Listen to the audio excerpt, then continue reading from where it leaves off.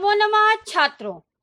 आज विद्यालय से मैं निधि श्रीवास्तव एक बार फिर से संस्कृत की इस कक्षा में यूपी बोर्ड के कक्षा 10वीं के छात्रों का स्वागत करती हूँ।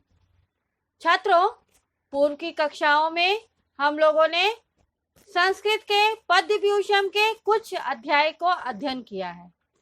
आज हम यहाँ पर चतुर्था पाठा छांति सौख्यम का अध्ययन कर रहे हैं। छात्रों, यहाँ पर छांति सौख्यम का अर्थ है, छांति मीन्स क्षमा या सहनशीलता और सौख्यम का अर्थ होता है सुख। तो क्षमा का सुख या सहनशीलता का सुख इस अध्याय में बताया जा रहा है। तो छात्रों, क्षमा का सुख और सहनशीलता का सुख यहाँ पर महर्षि व्यास द्वारा रचित महाभारत से लिया गया है। महाभारत में भी उस समय की घटना है जब युद्ध हो रहा था कौरवों और पांडवों के बीच। तो कौरवों और पांडवों के बीच जब युद्ध हो रहा था छात्रों, तो उस युद्ध में जब भीष्म पितामह को अर्जुन घायल कर देता है, तब भीष्म पितामह उससे कहते हैं कि तुम मेरे लिए बाणों की सेज तैयार करो, मैं अभी नहीं मरूंगा जब तक कि, क्योंकि उनको तो वरदान था कि वो अपनी मर्जी से मरेंगे, अपनी मर्जी से जिएंगे, तो इसलिए उनको मृत्यु को अपनी आप बुलाने का वरदान था।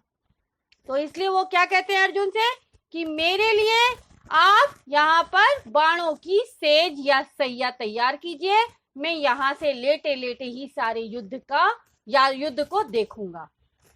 तो उस समय वो युधिष्ठिर को बुलाकर उसको उपदेश देते हैं और उसको बताते हैं कि जीवन जीने के क्या क्या उद्देश्य होते हैं। तो उस समय वो युधिष्ठिर को उपदेश दे रहे हैं कि क्षमा का सुख सबसे बड़ा सुख होता है। अगर इंसान क्षमा कर दे, चाहे वो बड़ा हो चाहे वो छोटा हो, हर किसी को अपने जीवन में क्षमा करना चाहिए। गलती किस इंसान से नहीं होती, इंसान है उसी से गलती होती है। ठीक है, हमने जन्म लिया है तो हम कोई भगवान नहीं है जो हमसे गलती नहीं होगी, इसलिए हमसे सबसे गलतियां होती हैं और गलती करने के बाद हमें उसको माफ कर देना चाहिए। जिससे भी गलती हुई है हमें उसको बड़प्पन, हम माफ करेंगे तो हमारा बड़प्पन है और उससे जो हमें सुख मिलेगा, शांति मिलेगी हमारे मन को, वो सबसे बड़ा सुख होता है। तो छात्रों, इसी बात के विषय में यहाँ पर चर्चा की जा रही है। तो आइए हम लोग देखते हैं छात्रों, क्लास 10 संस्कृत चतुर्था पाठा छांति सौख्यम का प्रथमा भाग। प्रस्तुत पाठ में छात्रों पाठ परिचय, पद्यांशों का अन्वय, हिंदी भाषा में अर्थ, शब्दार्थ, संधि विच्छेद पर हमने प्रकाश डाला है। तो आइए छात्रों यहाँ पर देखिए पाठ परिचय को। प्रस्तुत पाठ श्री व्यास जी द्वारा रचित, व्यास यानी महर्षि व्यास, तो महर्षि व्यास द्वारा रचित महाभारत से लिया गया है, मैंने आपको पहले ही बताया। और अपने शिष्य संजय को दिव्य दूरदृष्टि व्यास ने ही दी थी। यानी महर्षि व्यास जो थे, उनका जो शिष्य था संजय, जो कि दूरदृष्टि वाला था, जिसको कि कहीं भी रहता था और कहीं की भी घटना के विषय में उसको मालूम रहता था। तो वही एक ऐसा इंसान था जो महल में रहते हुए किसको, कौरवों के महाराजा कौरव को वो क्या करता है, पूरे युद्ध की घटना सुनाता है। ठीक है, कौन, धृतराष्ट्र को। धृतराष्ट्र क्योंकि अंधे थे, वो देख नहीं सकते थे, तो इसलिए उनको पूरे युद्ध की घटना को बताता है अपनी दृष्टि से।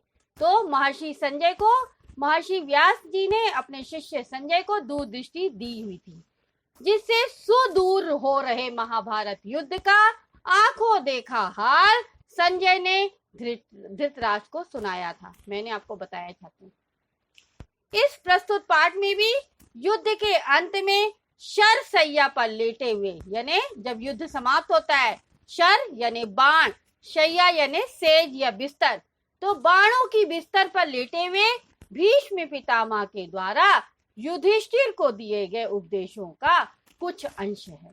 यानी कुछ चीजों के बारे में बता रहे हैं। तो कुछ अंश है, क्षमा द्वारा मनुष्य को जीवन की सार्थकता प्राप्त होती है, यह सर्वोपरि गुण है। कौन कहता है? भीष्म पितामह युधिष्ठिर से कहते हैं। देखिए कैसे उसको उपदेश दे रहे हैं, यहाँ पिक्चर में मैंने दर्शाया है कि क्षमा जो है वो हर मनुष्य के जीवन की सार्थकता है को प्राप्त करता है, और यह मनुष्य का सबसे बड़ा गुण है कि वो इंसान को, दूसरे इंसान को क्षमा कर दे।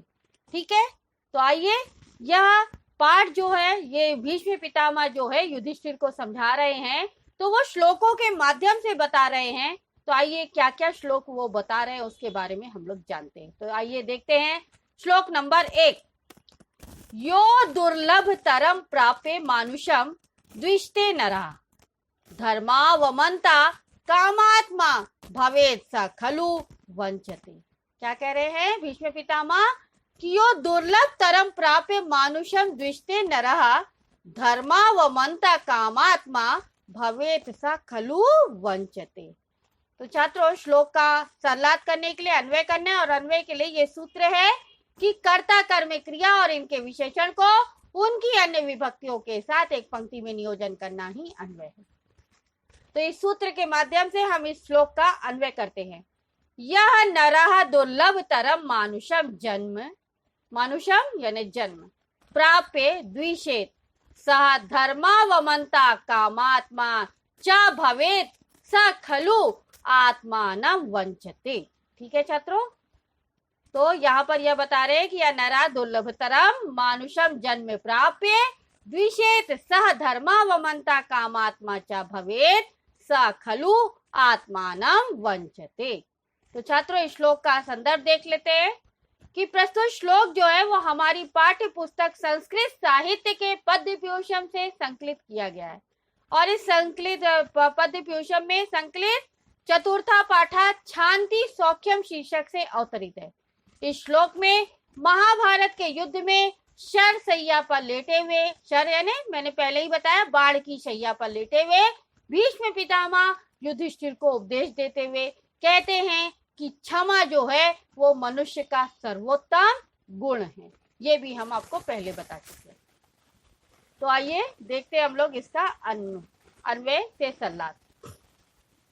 यह यानी जो, नरः यानी मनुष्य, दुर्लभ तरम, दुर्लभ तरम यानी अन्य जन्मों की अपेक्षा कठिनाई से पाने वाला जन्म। ठीक है, कठिनाई से पाने, मनुष्य जन्म जो होता है छात्रों आपको थोड़ा सा बता दें हम यहाँ पे कि मनुष्य जन्म जो होता है वो हमको हजारों योनियों, सैकड़ों या अनंतों योनियों के बाद प्राप्त होता है। क्योंकि मनुष्य जन्म हमको इसलिए मिलता है कि हम अपना जितना भी गलती पाप सब कर चुके हैं उसको हम सब इस जन्म में पाकर, मनुष्य जन्म पाकर हम क्या करें, सब चुकाएं और हम अच्छा जीवन जीने योग्य हों। हर मनुष्य जन्म हमने इसीलिए पाया है कि हम क्षमा करें, गलती करें तो भी हम क्षमा करें। ठीक है, और हम अपने आप को भी सुधारें और दूसरों को भी सुधारें। हमको दूसरों की गलती से पहले हमको अपनी गलती देखनी चाहिए कि पहले हम सही है कि नहीं, बाद में दूसरों की गलतियां निकालनी चाहिए। ठीक है छात्रों, तो यहाँ पर वही चीज बता रहा है कि यह नरः दुर्लभ तरम मानुषम जन्म प्राप्य, अर्थात जो मनुष्य दुर्लभ तरम यानी अन्य जन्मों की अपेक्षा कठिनाई से पाने वाला योग्य, कठिनाई से पाने योग्य मानुषम जन्म यानी मनुष्य का जन्म, प्राप्य यानी पाकर, द्विषेत यानी दूसरों से, द्विषेत यानी घृणा करता है, नफरत करता है। तो जो मनुष्य अनेक कठिनाइयों के बाद मनुष्य जन्म को पाकर दूसरे मनुष्यों से क्या करता है, घृणा करता है। सह यानी वह, धर्मावमंता यानी धर्म का अनादर करता है, धर्मावमंता यानी धर्म का अनादर करता है। च यानी और, कामात्मा, कामात्मा यानी कामनाओं में डूबा रहता है। कामनाओं में यहाँ पर मतलब है आसक्ति से, यानी ये चीज मेरी है, ये मेरा है, ये तेरा है, इसमें डूबा रहता है।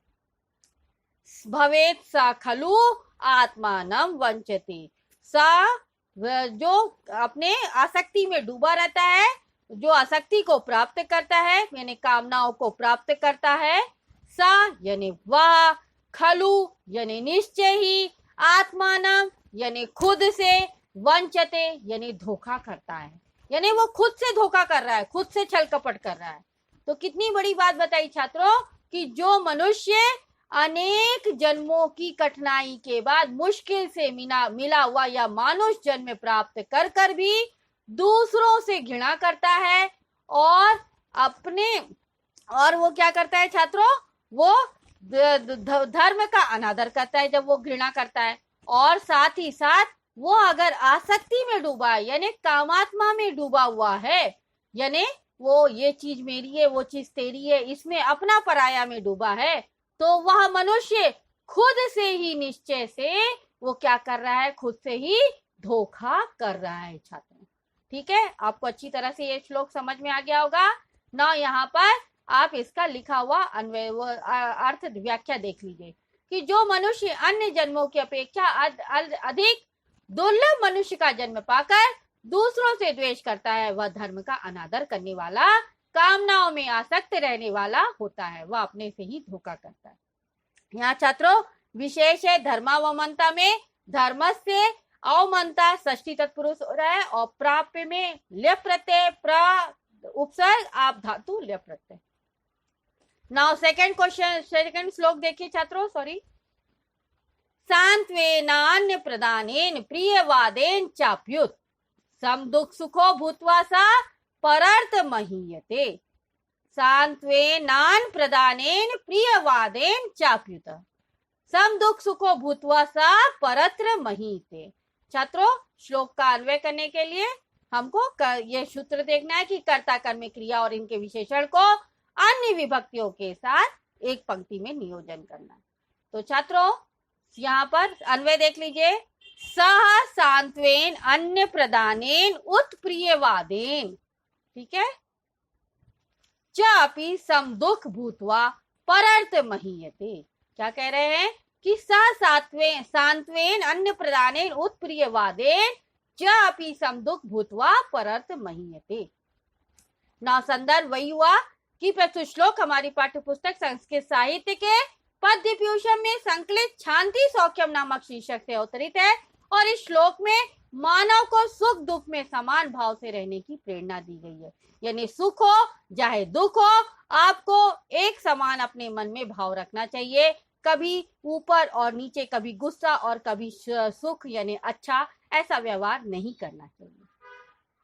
तो देखिए यहाँ पर सा सांत्वेन, सा यानी वह, सांत्वेन यानी सांत्वना देकर, अन्य प्रदानेन यानी अन्य प्रदान करके, उत्प्रियवादेन यानी प्रिय वचन के द्वारा, प्रिय बोलने के द्वारा, चा यानी और, अपि यानी भी, सम यानी बराबर, दुख और सुख यानी सुख और दुख दोनों को भूतवा यानी देखकर, परर्थ महीयते, परर्थ का मतलब महीयते अंदर प्रतिष्ठा को प्राप्त करता है और परर्थ का मतलब होता है परलोक में। तो वो क्या कह रहे हैं छात्रों, वो ये कह रहे हैं कि जो मनुष्य सा सांत्वेन अन्य प्रदानेन उत्प्रियवादेन च, तो जो मनुष्य क्या करता है सांत्वना द्वारा यानी अपने मन में संतुष्टि के द्वारा, सांत्वना द्वारा, अन्य प्रदानेन यानी अन्य को प्रदान करता है, अन्य प्रदान के द्वारा, सांत्वना के द्वारा, अन्य प्रदान के द्वारा और प्रिय वचनों के द्वारा भी समान सुख दुख में वो क्या करता है, समान सुख दुख का भाव अपने मन में रखता है, तो वो क्या करता है, इस संसार में सुख को भोगकर परलोक में भी सुख की प्राप्ति करता है। ठीक है, यानी प्रतिष्ठा की प्राप्ति करता है। तो छात्रों क्या कह रहे हैं यहाँ पर कि कभी कहते हैं कि जो मनुष्य दूसरों को सांत्वना देता है, अन्न दान कर या प्रिय वचन बोलकर संतुष्ट करता है, वह मनुष्य सुख दुख को समान मानने वाला होता है और वह परलोक में भी प्रतिष्ठा अर्थात सम्मान को प्राप्त पाता है। नौ विशेष देखिए। आकृष्यमानों में शानच प्रत्यय आ उपसर्ग प्लस कृष धातु शानच प्रत्यय और तिथि छता में क्षत्रिय प्रत्यय है, तिज धातु प्लस सन, तिज प्लस सन प्लस क्षत्रिय। आक्रोष्टारंभ में आ उपसर्ग कृष धातु और तच प्रत्यय है। ठीक है छात्रों, इसी के साथ यह अंश यहाँ पर समाप्त होता है। आज के इस अंश में आपने पढ़ा कि महाभारत के युद्ध के अंत में शरशैया पर लेटे हुए भीष्म पितामह युधिष्ठिर को उपदेश दे रहे हैं और उन्हें बता रहे हैं कि क्षमा करना सबसे बड़ा सुख होता है।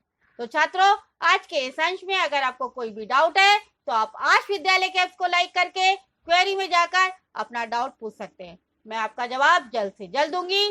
तब तक के लिए धन्यवाद छात्रों। नमो नमः।